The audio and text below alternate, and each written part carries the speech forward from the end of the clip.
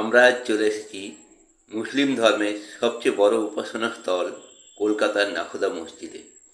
শিয়ালদাহ বা হাওড়া থেকে সড়কপথে চিত্তরঞ্জন অ্যাভিনিউতে মোহাম্মদ আলী পার্কে নেমে ঠিক অপোজিটে এই জাকারিয়া স্ট্রিট।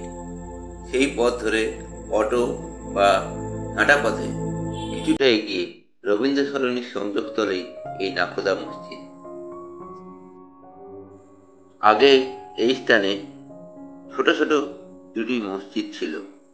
হাজী জাকারিয়া নামে এক ধার্মিক ও দানশীল ব্যবসায়ী ওই দুইটি মসজিদের দেখভালের দায়িত্ব নেন। তার হাত ধরেই মসজিদের উন্নয়নের কাজ শুরু হলেও তা সমাপ্ত হয় প্রধানত আব্দুর রহিম ওসমান নামে এক নাবিকের দ্বারা। ফার্সি ভাষায় নাবিকের সমার্থক শব্দ হল নাখোদা। সেই থেকে মসজিদে এরূপ নামকরণ। সুবিশাল এই মসজিদের প্রতিটি অংশে গ্রানাইট পাথর, বেলে পাথর এবং সাদা মার্বেল পাথরে অপরূপ শিল্পকলা নিদর্শন লক্ষ্য করা যায়। 1926 সালে 11ই সেপ্টেম্বর প্রায় 15 লক্ষ টাকা ব্যয়ে এই মসজিদটি নির্মাণ কার্য সম্পন্ন হয়।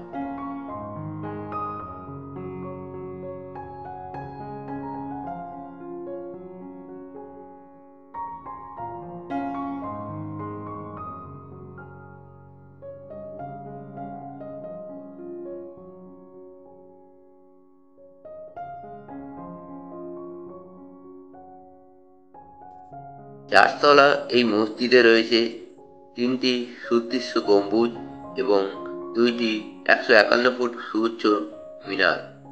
এছাড়া আরো ছোট বড় 25টি মিনার আছে।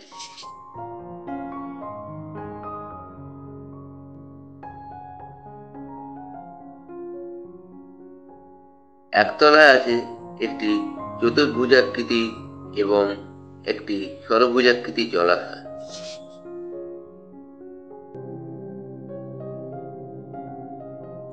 সুবিশাল এই মসজিদে প্রায় 10,000 মানুষ একসাথে উপাসনা করতে পারে। আর ভিতরকার কাজ এক কথায় অনবদ্য। মন আপনা থেকেই ভালো হয়ে যায় এখানে এলে।